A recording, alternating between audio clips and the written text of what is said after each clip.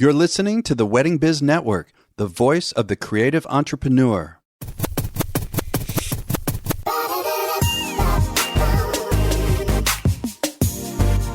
Hey everyone, it's Andy Kushner, host of The Wedding Biz, and I have a special message before I introduce today's special guest, and that is that The Wedding Biz has been my passion project for almost 4 years now, and I've been so driven to support this industry in any way I can, and of course to help your growth in it, by bringing you insights from our industry leaders.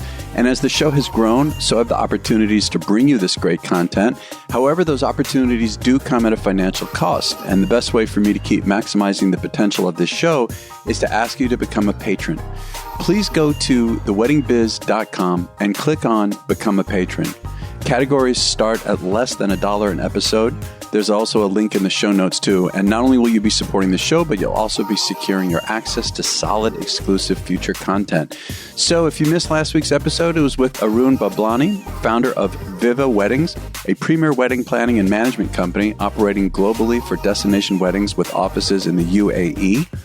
And now today's guest is Holly Chappell. Holly is a popular event and floral designer who is the owner and president of Holly Chaple Flowers. She not only executes beautiful weddings and events, but also operates Hope Floral Farm out of Loudoun County, Virginia, a flower farm and key floral source for her design work. It is also the base camp for in-person education. Holly also leads a collective of designers from all over the world, Via Chaple Designers. Her floral work has been published in numerous publications, including Martha Stewart, Southern Living, Brides, Southern Weddings, Elegant Bride, and Weddings Unveiled, in addition to many stylish blogs and local publications. Holly and I talk about how she is more of a big vision person and how she implements those visions. We discuss her virtual teachings, what her latest favorite design aesthetic is, her process with clients, how she handles her social media, and by the way, she's reached over 100,000 Instagram followers, just Instagram alone, and also how she balances raising a large family with being an entrepreneur. So enjoy my conversation with Holly Chappell. Holly, it was really interesting when I've known about you forever. And, a few moments ago before we hit the record button, of course, we talked about that we think we met at some events. But it was interesting when I was reading about you. I know that you grew up and you still live in Loudoun County, Virginia, and that your parents operated a garden center and a small farmer's market. And, what I'm wondering is, do you think that you would have gone into this if it weren't for your parents? I definitely think I would not have been exposed to flowers, nor would I have had what we call the seeds planted to become this passionate. But I do think because my father had a garden center and he was so dependent on the weather, I knew quite certainly that I wanted work that I believed prior to COVID would happen no matter what. So with wedding and event work, I am purchasing for a product that is already sold. And that was a much safer route for me. My father purchasing, gazillions of lilies for Easter weekend and then having a fluke frost or something. Just, I didn't like that world that he was in. So, but definitely they influenced me. And that is where my love and passion for entrepreneurship began, and also for the love of flowers and gardening and growing. And this was as a young girl, right? I mean, from the very beginning, you were surrounded by this. Absolutely. My father ran a garden center. My mother was a horsewoman. She bred and trained horses. She helped my father with the garden center. They actually exposed me to my first floral design job. The first job I ever had as a professional was the Washington International Horse Show, which is it was done at the U.S. Air Arena, which I think is now the Nissan Pavilion. This is an entire basketball court designed for an international horse show. And so the scope of the work right from the very first job I ever had was really intense. It was a week's worth of floral design. My parents were the landscapers. And, I'm sure you've seen the big horse shows where the jumps and the whole entire ring is mulched and landscaped and looks like. I've been to it. Yeah. Right. So that was my first gig. And I did all of the fresh floral arrangements on the ends of the jumps, roses for the winners and for, the first lady if she should attend. And my first arrangements were in Crown Royal liquor boxes because they were the sponsor of the horse show. And so I was making these arrangements in blue or purple velvet liquor bags and Crown Royal liquor boxes. So that was my first gig. And I'm, was 21 years old and got this show. And after that, it was very clear that I could start to say yes to some of these other events that were coming our way. And that's how I found weddings. Well, and how long after that before you then bought this farm, which is called Hope Floral Farm, 25 acres worth? How many years between that job, for the horse industry, let's call it, show, and then getting to the point where you expanded your business to buying a farm? I think I did the horse show for 6 years and then was expecting my second child and decided that I would focus on weddings and events. And the business grew incredibly over those years. 12 years ago now, I became very active in social media and became a voice in the industry, a person that budding floral designers or even really experienced floral designers could reach out to get help and inspiration. And because of that, I started teaching, and we started a network for wedding and event floral designers called Chappell Designers, which was the first organization in the industry that focused specifically on floristry for wedding and event florists. And we started planning huge conferences and huge workshops with top tier teachers. And I started getting asked to speak and teach all over the world. And people were coming to study with me. And literally, we have 7 children. So, we're going to get into that later too. So all of these people were wanting to come, stay at my home-based studio. And my kids were sleeping on the floor. And it was just getting this is crazy. I'm going to have to find a place. So 5.5 years ago, we bought a 25-acre farm that is 2 miles from the house that we live in. Wonderful. And so that farm has 2 houses, one of which our teachers will sleep in. And then the second house is for our students. And then we have 3 barns on the facility that we use for education. But what really happened was that this also meant that I had my own bed and breakfast for freelancers when I was doing large event work. It's common in our industry to bring in ringers, really exceptional designers, and fly them in and put them up in hotels and things when you're doing, really big design work. And for me, because I had the farm, the designers would just fly in and stay here at our bed and breakfast. And that was how we were able to do, very large scale designs. So the farm became a really incredible resource to us. I remained home-based because I wanted to be home-based because of all those children. And quite frankly, I loved it and had no need or desire to leave my home because I have 2 floral design studios with walk-in coolers in my home. When COVID happened... Well, Holly, before we go to COVID, if you don't mind, because you've brought up quite a lot of things and I want to kind of... Sorry. No, it's okay. I'm sitting here listening. I'm like, whoa, I need to cut in, but no, because I love it. No, I love it. Well, I just want to explain. We're not home-based anymore because of COVID. We moved to the farm. No, I was really engaged. I almost forgot that I'm interviewing. I'm sorry. No apology. I love it. It's very hard because there's so many aspects to what we do. There is. Let me tell you, when I was researching you, there was I had to lay it all out and then, organize it. But I love it. I love what you're doing. And, to me, there's 2 aspects here that I want to get into today. Okay. There's the artist side, because you're clearly an artist.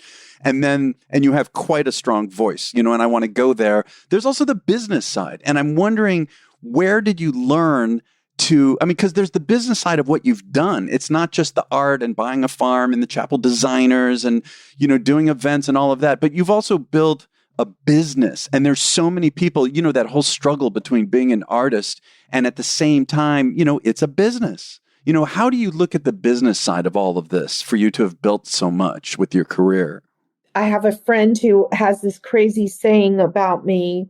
And what is the saying? You can't see the forest for the trees. And she said, you always see the forest and you don't see the trees. So I see the bigger picture.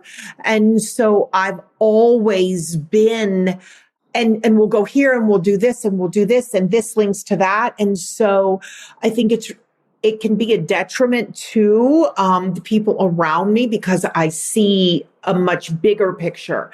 And so I say, we are going to have a conference in New York City and, I'm going here to teach. And, we're going to be doing this luxury event wedding here. And I'm also going to be doing the Kennedy Center. I'm exhausted. I'm already. Right. And so everyone around me is trying to dummy it down to the little minutia and the details. And so I'm really good at the big picture. And I leap. I say I'm going to do something so that I make the commitment. I might blurt out on social media, we're going to be hosting a festival called Flower Stock, which I did. Yeah. And then you're committed. Yep, that's right. I relate so much to what you say. I like to say, when you said, leap off the cliff, to me, assume that the net will appear. I'm jumping constantly. And yes. And I do believe, especially if our minds are open to opportunity and to, just manifest. It's not as simple as just manifesting it. I mean, I think we have to be very intentional about it. But I'm the same way. Just jump off that cliff. It's like jumping off the high dive. It's too late, right? We've jumped. Now we're committed to it. And so that is what I have always done. And what I'm trying to do now, because the vision and the ideas and the concept that I come up with really typically are incredible and new and leading in the industry. I'm going places where others haven't yet been. That's been amazing. And I need to continue to lean into that, but I'm really trying to hone those business skills and the focus and creating a company that can support it. Because I have built a lot of things that are dependent on my back. And what I want to do is provide an environment for my team to become leaders in their own individual departments. And so that has been, the really big focus. I think business-wise, I'm always going to be successful because I'm very passionate about what I do. And I'm very, very focused on the quality of what we provide. But the actual plan of how we're going to get from point A to point B, that's what we're working on, the refining of the business. And it sounds like a lot of this for you is the team that you've built, right? That you've kind of molded and trained to be able to take these big visions that you have. And I'm assuming that they do a lot of the legwork of the implementing of it. We're getting there. The truth be told, we were headed in this direction before COVID, and COVID gave us the opportunity to refine that. And I did seek out help. I have a business coach who works with our team each week, and she helps us run our business meetings so that everyone on the team knows exactly what is happening. And she helped us divide our company into buckets, and we have a team leader for each bucket or division. And this was a fabulous young woman. Actually, maybe someday you would even like to interview her. Her name is Megan Pollard from We Choose Joy. And Megan was a wedding and event planner in the Washington, D.C. market.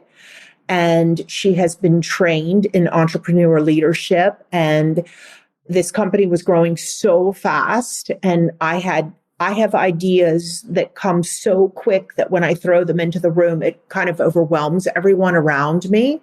And so she's helping us clarify.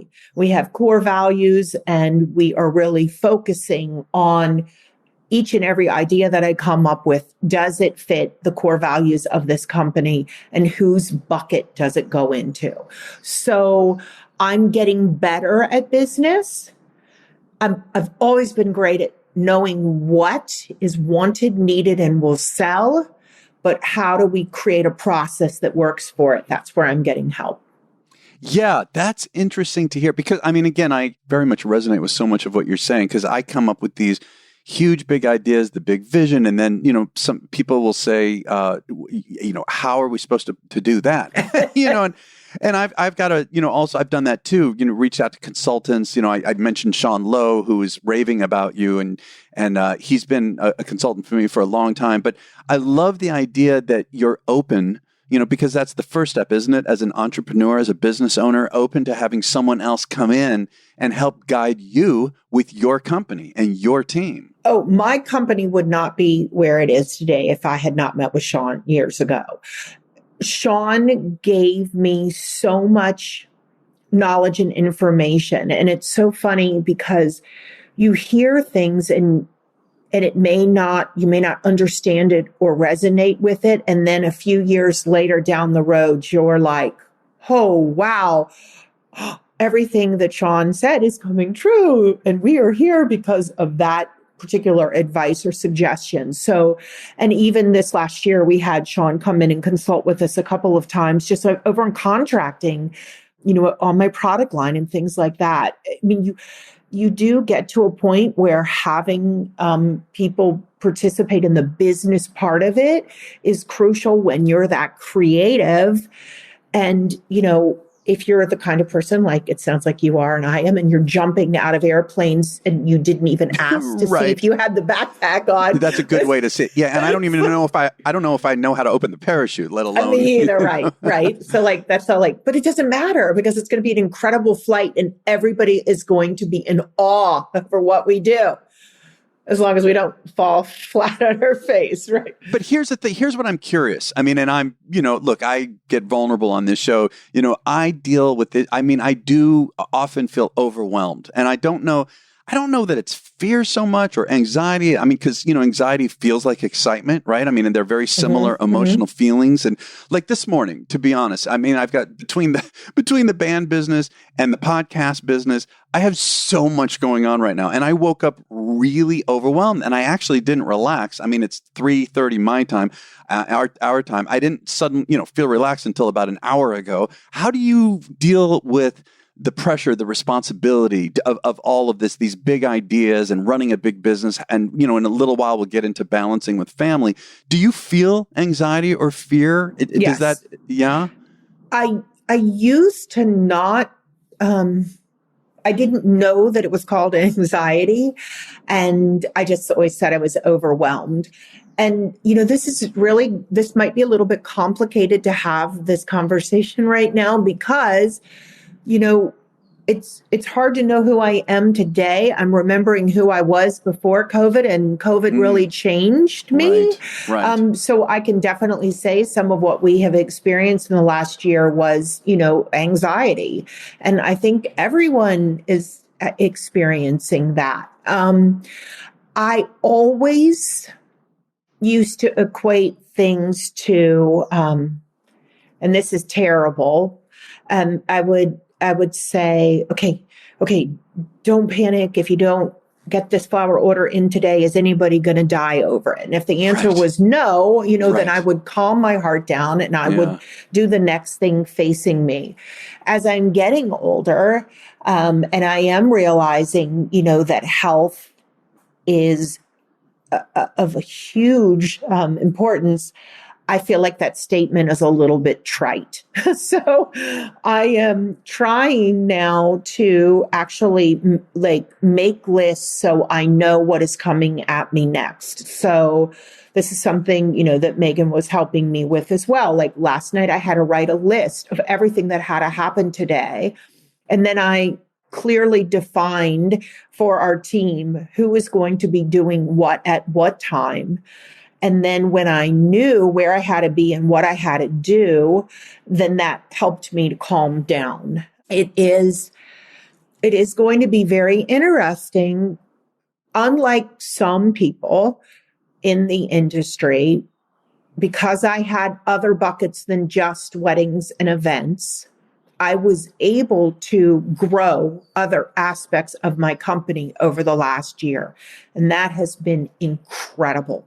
Like what, for instance? Can you share some of that? Like 1,800 things. I now teach and speak virtually. Yeah. So I taught last week for Teleflora and had over 1,000 people register for that. Like, that's a huge gig to get for a housewife mom in Luckett's, Virginia. I taught for the Garden Club of America, which has 20,000 people. So these are now virtual speaking engagements that I used to have to get on a plane for. So that's huge. Right. I was hired this year by David Austin Garden Roses and by Alexandra Farms to do brand shoots for certain brands of flowers or whatever it could be. It could be perfume, whatever. The farm is the perfect backdrop for photo shoots, editorial spreads, and we were hired to produce all of those things here. So just like in the past, I would produce a conference, I was producing these brand shoots and we were bringing in, the rental company, hair and makeup, stylists, clothing, all of that. And we produced it here. We produced virtual conferences last year because we could not have our in-person flower stock event. Right. I was already teaching online. So thankfully, I already had an online platform and we increased the content that we were selling from there. We created an additional online community. My son has come on board with our company and he's the director of education. And he created a community called The Greenhouse. And this is a membership monthly subscription, and we feed them content from the farm. This is what we're making. This is what we're doing. This is what we're growing. This is how I made this. It is just bite-sized. Alex is my son, all of the little clips that would have fallen on the floor. Right. That's great. The bigger, robust, professionally filmed education is a part of the online school. And then we also started teaching virtually and sending flowers to the door of the consumer. So prior to COVID, my whole world was weddings, weddings, weddings. And I need to reach a broader audience because I'm now stuck at home and can't go to my weddings because the DC, Maryland, Virginia market was decimated. Oh, yeah. Sure. And it depends on who's listening to this podcast where. If you're in the Carolinas or in Florida or in Texas, you might not even comprehend what happened to us here. Well, there's no COVID in Florida. No, there's not. Georgia. There's not. Yeah. And so the other thing that is unique about me is that I have my own product line of vases and armatures that help you to design flowers. And I am the only floral designer in the industry who has a patented product line. And this was created because I was thinking for my world of floral and event designers. But what we have so thankfully realized is that this armature, which if you're familiar with like floral foam, the green sponge you stick flowers into. Yeah, sure. That I am aware of, yes. Okay. So I have an armature called the Pillow, and it's a grid that sits up on top of the vase. And it is eco-friendly in that it is reusable and recyclable. And this grid is how I design for weddings and events, but it's actually almost like a paint by numbers, and it makes floral design really, really easy. And so we have been teaching now to the public. So we had to be able to get them flowers. So we teach a monthly class where we ship the flowers to their door and we teach them virtually. And just last Friday, we created a platform for shipping my product line now from the farm. So we've gone into shipping as well. So those are all the things that we invented in 1 year. Yeah, you've done, I mean, especially like you say, our business was decimated. It sounds like you kept busy. I want to be sure you know the wonderful news of our latest show, Stop and Smell the Roses, with acclaimed lifestyle and event design expert Preston Bailey. Not only will he share the secrets, tools, and technologies behind his extraordinary ability to create a theatrical environment out of any space, you will also discover more about the man behind the magic. Preston will reveal how his focus on personal growth has been the root of his professional success, and you'll have the opportunity for him to answer your questions along the way. Plus, Preston will be inviting onto the show many of the star celebrities he has worked with in the past, so you don't want to miss a single episode. We also have another great show on the Wedding Biz Network, The Business of Being Creative, with host Sean Lowe. Since debuting last May, his show has really taken off, and he's continuing to bring you the creative business advice he's shared with accomplished industry notables. Be sure to take advantage of Sean's talkback opportunity by recording questions and comments from right there in each episode's show notes.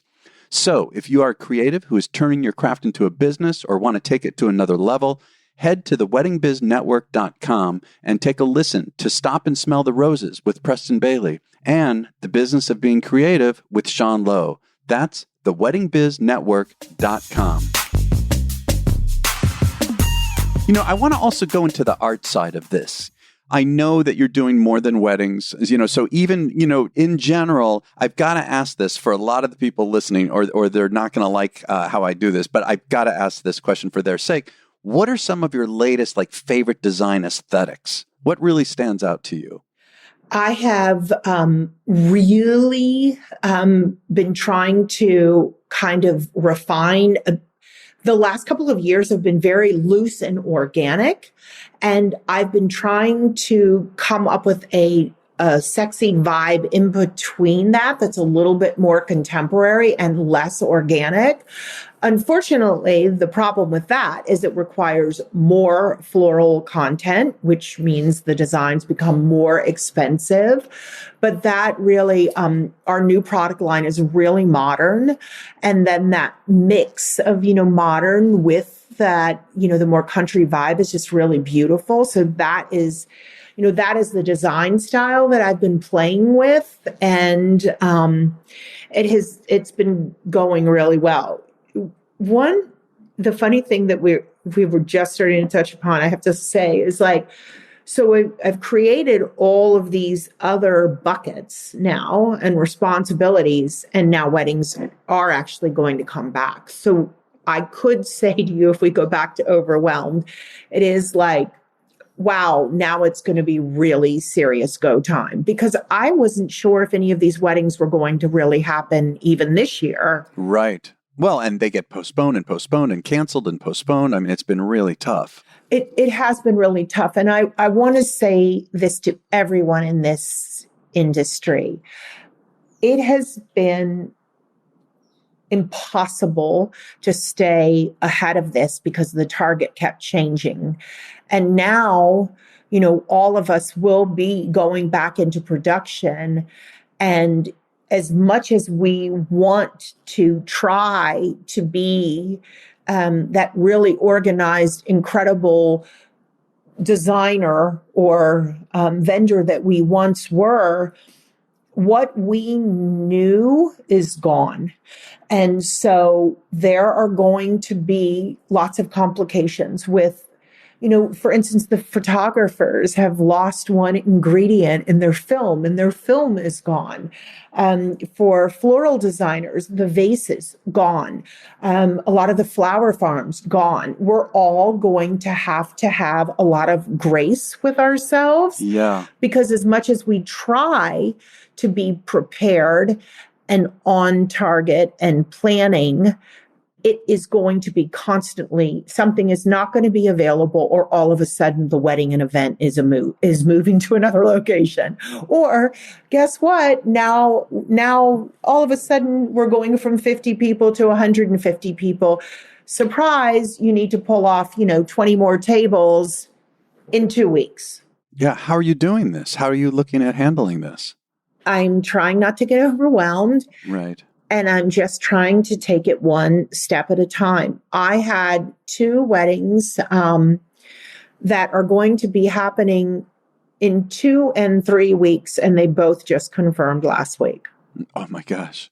One has had a complete and total switch of the venue, and the other one they have gone from inside of a venue to the outside, and now a ballroom has become multiple tents. So it is a complete and total redesign on both of these weddings. And all I can do is just absolutely watch it very, very closely and do my absolute best to produce and source and prepare for this. And there's a lot that isn't going to be available this year. And we all need to be openly discussing that and setting realistic expectations with our clients and letting the world know what is going on. But this is also where the true professionals, the people in the industry who have years and years of experience and resources, this is where our knowledge will carry through and save some of these events. This is not the year for the consumer to start with a beginner who is lowballing prices. Right. Yeah, that's interesting. How is this affecting? All right. So your process, when dealing with clients, I want to go in this direction too, whether it's a wedding or not, when it comes to design, floral design, what is your process to uncover what it is, that inspires you to give them what they're going to need, given their dreams and their aesthetic and combining it with yours? What is your process like to come to that? Well, one of the things that we have started doing is actually interviewing our clients, because even prior to COVID, our company had made decisions that we wanted to be in relationships with planners or clients that mattered to us, that we were a part of their story. We knew what their wishes and wants were so that we could truly execute and design for them. And so we have a series of questions on our website.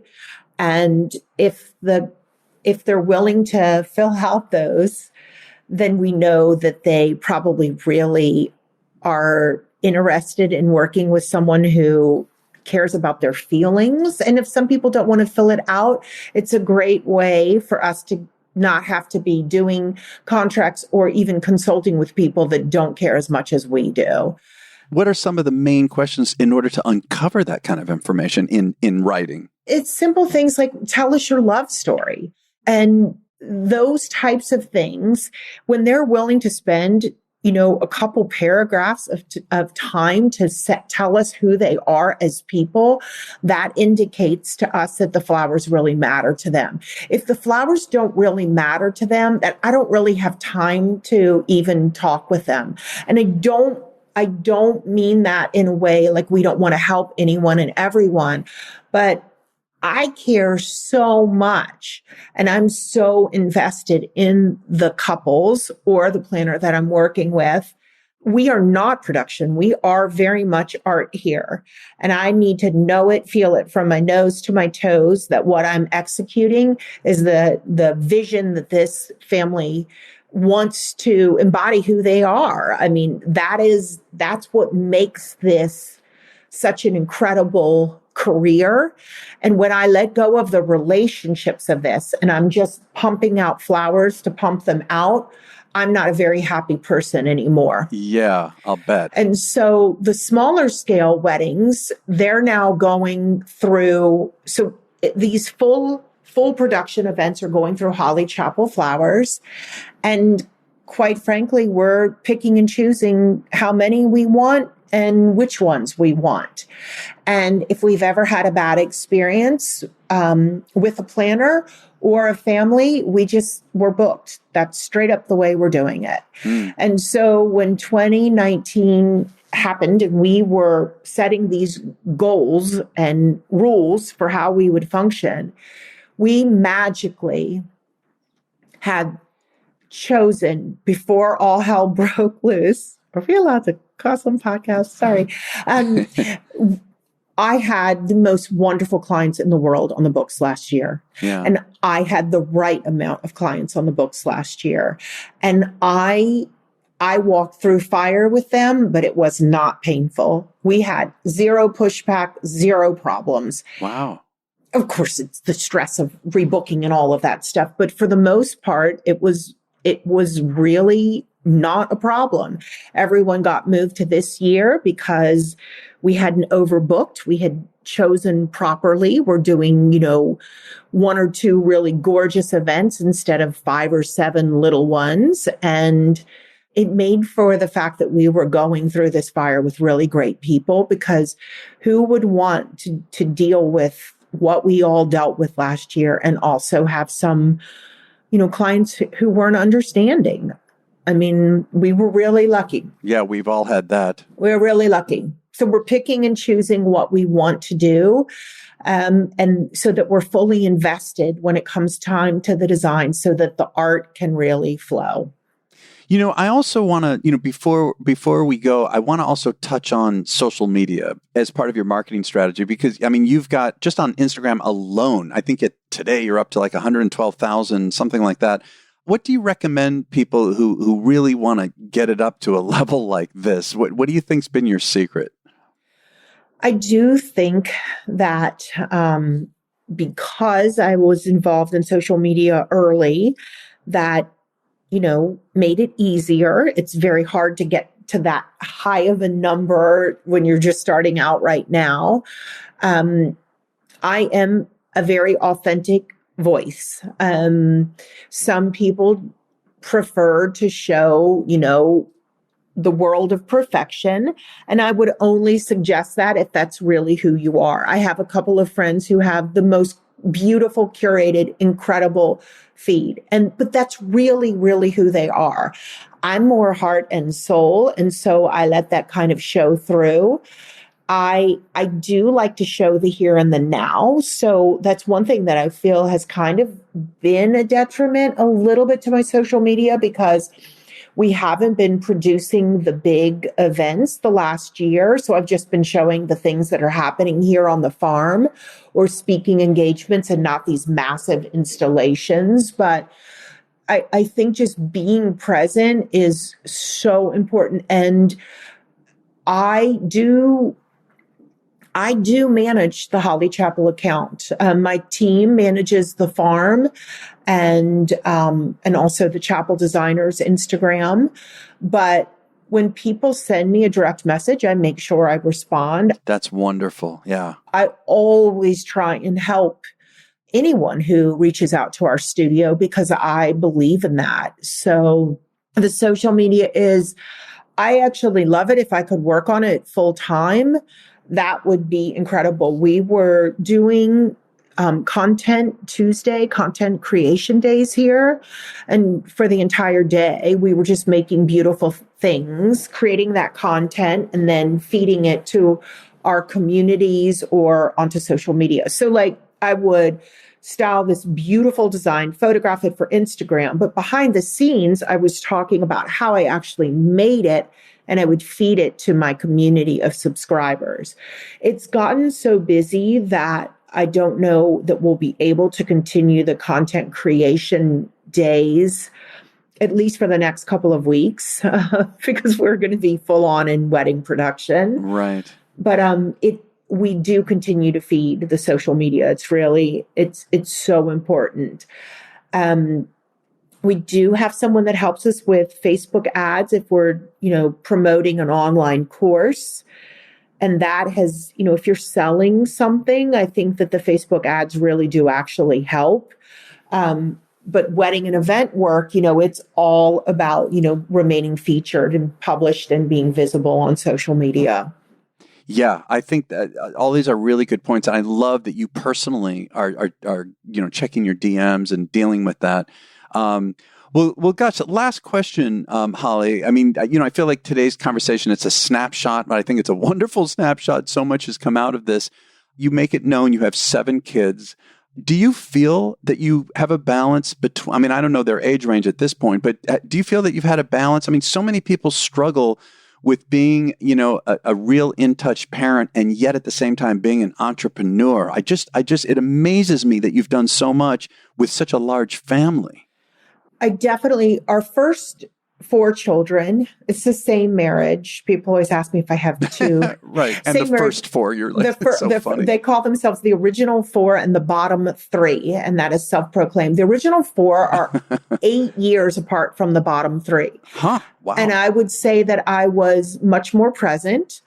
I wasn't traveling and I wasn't, doing as much social media. But my husband came on board with the company roughly 12 years ago too. And he helps so much with the children. And, because we are home-based, there are so many freedoms and privileges, and we can set apart, time in the day to be with them. And if I have to stay up late at night to do something, I do it. I wouldn't have it any other way. Is it perfect? No. Is there true balance? No. But will they somewhere down the road benefit, just like I did from my mother and father and learn how to be an entrepreneur? Exactly. Was it a blessing that we were home watching?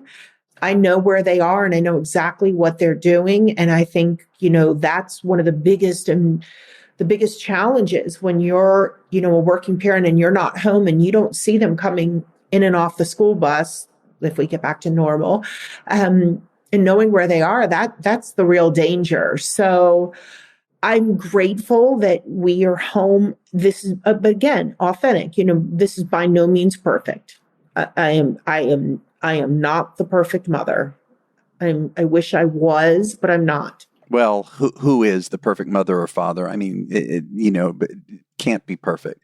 But my husband really does pick up so much of that. He's incredible. And what a blessing that he's been able to be such an active part of their lives too. And that is all a result of us combining forces and working together on this company. Yeah. Wow.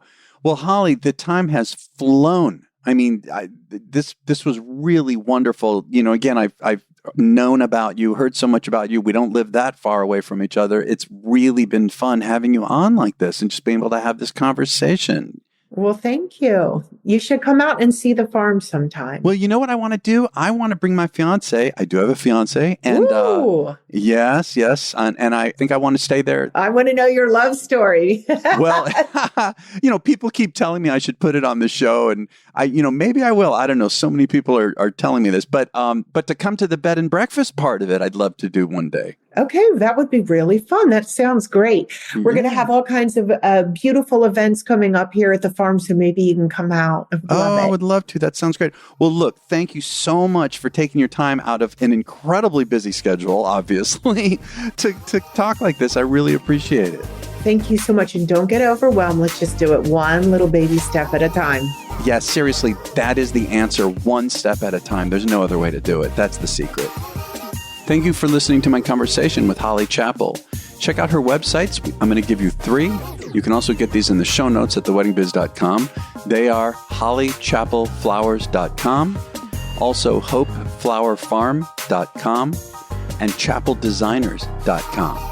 And I'd like to ask that you think of 3 good friends who you think would benefit from and enjoy this interview and send it to them. And don't forget to listen to our follow-on segment that comes out every Wednesday, The Next Level, in which I have a guest co-host, and together we tease out some of the highlights of the interview and talk about them in a way that can help you raise your own business to the next level. And this week's guest co-host is going to be Sean Lowe of the Business of Being Creative. And finally, I want to thank our sponsor, Kushner Entertainment. If you want high-touch, custom-designed music and entertainment for any event, look up KushnerEntertainment.com, and we'll catch you next week on The Wedding Biz.